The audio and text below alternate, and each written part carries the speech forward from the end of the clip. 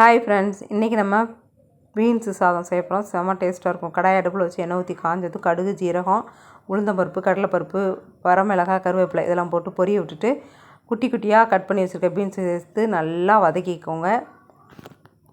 நல்லா வதங்கினதுக்கப்புறம் லைட்டாக உப்பு போட்டு கொஞ்சமாக தண்ணி ஊற்றி நல்லா வேக வச்சுருங்க.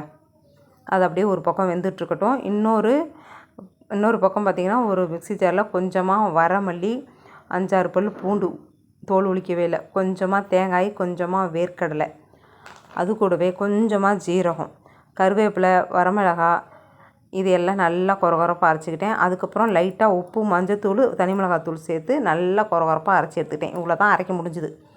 இங்கே பார்த்திங்கன்னா பீன்ஸ் நல்லா வெந்துருச்சு.